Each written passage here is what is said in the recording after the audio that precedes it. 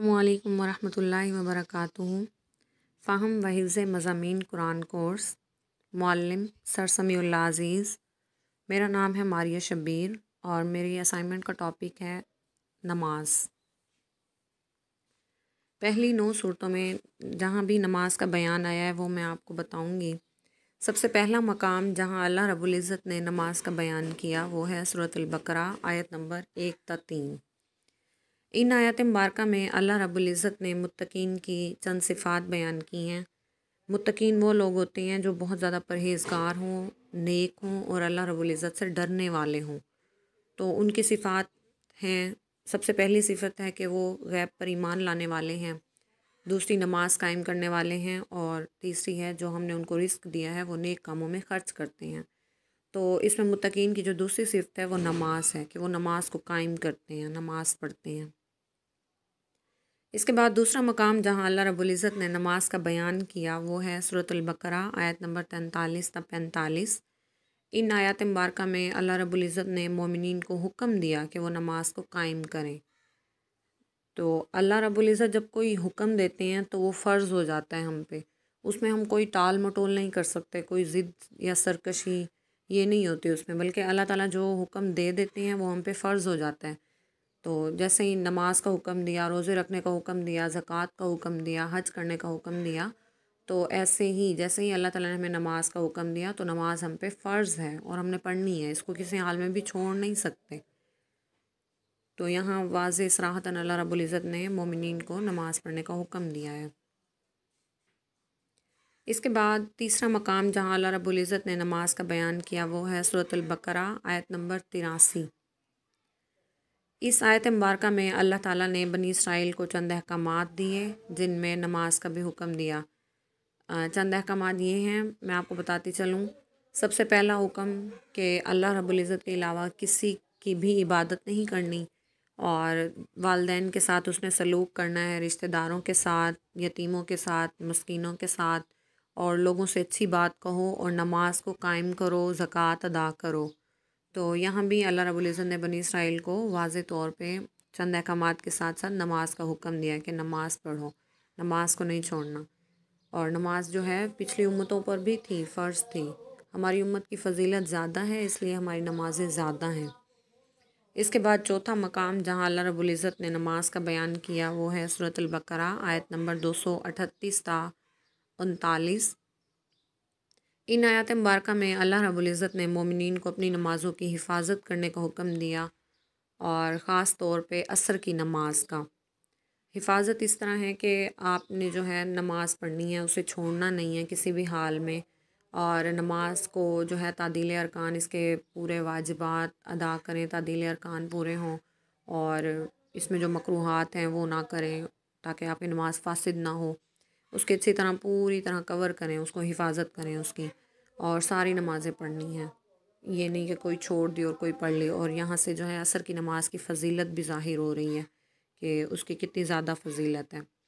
इसके बाद पाँचवा मकाम जहाँ अल्लाह रब्बुल इज़्ज़त ने नमाज का बयान किया वो है सूरत निसा आयत नंबर 43। इस आयत मुबारका में अल्लाह ताला ने फरमाया कि जब तुम नशे की हालत में हो तो नमाज के करीब मत जाओ। तो सबसे पहले नशा जो है, जब इंसान नशे की हालत में होता है तो क्योंकि उसकी अक्ल पे जो है नशा गालिब आ जाता है और अक्ल मगलूब हो जाती है तो वो अपने होशो हवास में नहीं होता। तो ज़ाहिर है जब वो अपने इंसान अपने होशो हवास में नहीं होगा तो वो ठीक बात नहीं कर सकता। तो इसीलिए नमाज़ पढ़ने से मना किया गया है क्योंकि अगर वो नमाज़ पढ़ेगा नशे की हालत में तो हो सकता है उसकी ज़बान से कोई कुफ्रिया कलिमात निकल जाएँ या इसी तरह कोई और अल्फाज ऐसे निकल जाएँ जो कुफ़र के माना दें, तो ये उस पर वबाल होगा। तो इसलिए नशे की हालत में नमाज़ पढ़ने से मना किया गया है। इसके बाद ये तयम्मुम का मसला बयान किया गया है। तयम्मुम यानी जब आप किसी ऐसी जगह पे हैं जहाँ आपको पानी मुयस्सर नहीं है और पानी जो है बहुत दूर है और जब आप पानी लेने जाओगे तो नमाज का टाइम ख़त्म हो जाएगा, अगली नमाज का टाइम शुरू हो जाएगा, ये मसला है और आपने वज़ू भी करना है, पाकी हासिल करनी है। तो अल्लाह रब्बुल इज़्ज़त ने तयम्मुम का बयान किया कि आप पाक मट्टी से तयम्मुम करें और अपनी नमाज अदा करें। तो यहाँ से साबित हो रहा है कि किसी भी हालत में, चाहे आप जंगल में हैं, चाहे आप घर में हैं, जहाँ भी हैं, कहीं भी हैं, اور آپ کو پانی بھی میسر نہیں ہے، تب بھی آپ نے مٹی سے تیمم کرنا ہے اور اپنی نماز ادا کرنی ہے۔ آپ نماز نہیں چھوڑ سکتے کسی بھی حالت میں۔ تو یہاں سے جو ہے اس کی اہمیت واضح ہو رہی ہے کہ یہ ایسا فرض ہے جو چھوڑا نہیں جا سکتا، اور اس کے بعد چاہے آپ سفر میں ہیں یا حضر میں ہیں، ہر حال میں آپ نے نماز پڑھنی ہے۔ سفر میں بھی، مسافر پر بھی نماز فرض ہوتی ہے، یہ نہیں کہ آپ سفر پہ ہیں تو آپ پہ نماز معاف ہو گئی ہے، بلکہ جب آپ گھر میں ہیں یا سفر میں ہیں تو آپ نے نماز پڑھنی ہے، نماز کسی حال میں معاف نہیں ہے۔ اس کے بعد جی چھٹا مقام جہاں اللہ رب العزت نے نماز کا بیان کیا وہ ہے سورۃ نساء آیت نمبر 77۔ اس آیت میں اللہ تعالیٰ نے نماز کو قائم کرنے کا حکم دیا ہے۔ قائم اس طرح کرنی ہے کہ اس کو قائم اس چیز کو کہتے ہیں جس میں ہمیشگی اور دوام ہو۔ جو چیز آپ ہمیشہ کریں، دوام اور مسلسل کریں، یعنی یہ نہیں کہ کبھی آپ نے پڑھی کبھی چھوڑ دی، کبھی 2 پڑھ لیں، کبھی 3 پڑھ لیں، یا کبھی 5 پڑھ لیں، کبھی 1 پڑھ لی، اس طرح نہیں، بلکہ قائم کرنے کا مطلب یہ ہے کہ آپ نے ہر روز 5 وقت کی نماز پوری پڑھنی ہے۔ تو اس کو کہتے ہیں قائم کرنا، یعنی ہمیشگی اور دوام ہو آپ کے کام میں۔ اور حدیث میں آتا ہے کہ اللہ تعالیٰ کو وہی کام پسند ہے جس میں ہمیشگی اور دوام ہو، جو کام کبھی کبھی ہو کبھی نہ ہو یہ پسند نہیں ہے۔ اور اس کے علاوہ جو ہے رات کو نماز پڑھنے کا حکم دیا گیا، اور تہجد کی نماز، ان باتوں کا بھی بیان کیا گیا، وہ نمازیں بھی آپ پڑھیں، کوشش کریں۔ اس کے بعد 7واں مقام جہاں اللہ رب العزت نے نماز کا بیان کیا وہ ہے سورۃ نساء آیت نمبر 101 تا 103۔ تو ان آیت مبارکہ میں اللہ تعالیٰ نے نماز قصر کو بیان کیا ہے۔ نماز قصر کہتے ہیں جب آپ مسافر کی نماز کو، یعنی جب کوئی انسان سفر کر رہا ہے اور سفر کی شرعی حد جو ہے وہ ہے 48 میل اور 78 کلومیٹر بنتے ہیں یہ۔ تو جب آپ اتنا سفر کریں تو آپ جو ہے پوری نماز نہیں پڑھیں گے، بلکہ آپ نماز قصر پڑھیں گے۔ تو نماز قصر میں یہ ہوتا ہے کہ جیسے آپ پہ 4 رکعت فرض ہے نا، تو آپ اس میں سے 2 رکعت پڑھیں گے، آدھی ہو جاتی ہے نماز، کیونکہ اللہ تعالیٰ نے ہمیں یہ ہماری آسانی کے لیے یہ کیا ہے تاکہ ہمیں کوئی تکلیف نہ ہو، کہ ہم نے سفر بھی کیا اتنا اور انسان تھک جاتا ہے تو نماز نہیں پڑھ سکتا، یا اس کا دل نہیں کرتا، یا زیادہ لگتی ہے، تو اللہ تعالیٰ نے ہماری آسانی کے لیے اتنا بھی کر دیا کہ جب ہم سفر کریں تو ہمارے لیے نماز کو جو ہے آدھا کر دیا ہے۔ اس کے بعد حالت خوف میں کس طرح ہم نے نماز پڑھنی ہے اس کا بیان ہے۔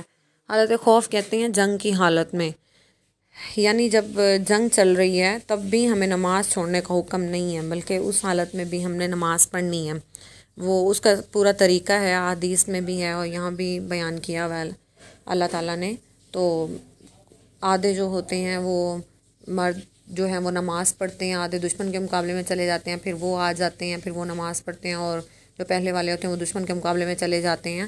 تو آپ دیکھیں کہ اس حالت میں بھی جنگ کی حالت ہے، اور جو ہے اس میں بھی ہمیں نماز چھوڑنے کا حکم نہیں دیا گیا، بلکہ تب بھی آپ نے اپنی نماز پڑھنی ہے، اس کو نہیں چھوڑ سکتے آپ، کہیں بھی ہوں، چاہے جنگ میں ہیں، چاہے جنگل میں ہیں، چاہے گھر میں ہیں، چاہے سفر میں ہیں، چاہے حضر میں ہیں، تو کسی بھی حالت میں نماز نہیں چھوڑ سکتے۔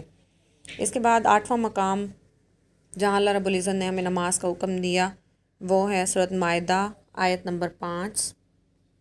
اس میں اللہ رب العزت نے جو ہے اس آیت مبارکہ میں نماز کی جو ہے چند شرائط کو بیان کیا ہے، اور جن میں وضو کے احکامات ہیں، اور غسل جنابت کے مسائل بیان کیے گئے ہیں، اور تیمم کے احکامات بیان کیے گئے ہیں۔ وضو کے مسائل اس طرح ہیں کہ جب آپ نماز کے لیے کھڑے ہوں تو سب سے پہلے آپ نے وضو کس طرح کرنا ہے یہ سارا طریقہ دیکھیں، اللہ تعالیٰ نے قرآن پاک میں بیان کیا ہے، اور پے در پہ وضو کرنا ہے، اور وضو کے فرائض بیان کیے گئے ہیں یہاں مین۔ اس کے بعد سنتیں ہوتی ہیں اور مستحبات ہوتے ہیں، وہ آپ کو حدیث سے ملیں گے، لیکن یہاں اللہ تعالیٰ نے مین جو ہے وضو کے فرائض بیان کیے گئے ہیں۔ جو فرائض ہوتے ہیں اس کے اگر آپ فرض میں سے کوئی چیز چھوڑ دیتے ہو تو وضو نہیں ہوتا، اور جب آپ کا وضو نہیں ہوگا تو آپ کی طہارت نہیں ہوگی، اور جب آپ کی طہارت نہیں ہوگی تو آپ کی نماز نہیں ہوگی۔ تو یہاں وضو کے جو ہے فرائض بیان کیے گئے ہیں کہ اس طرح آپ نے جو ہے وضو کرنا ہے۔ اور حالت جنابت میں جو ہے وہ وضو صرف کافی نہیں ہوتا، اس میں آپ کو غسل کرنا پڑتا ہے، تو غسل کریں، اس کے بعد نماز ادا کریں۔ اور اس کے بعد تیمم کا مسئلہ بیان کیا ہے جی دوبارہ اللہ تعالیٰ نے، کہ جب آپ کو پانی نہیں مل رہا یا اس طرح کی حالت ہے تو آپ تیمم کریں اور اپنی نماز ادا کریں۔ اللہ رب العزت ہمیں عمل کرنے کی توفیق عطا فرمائے۔ السلام علیکم ورحمۃ اللہ وبرکاتہ۔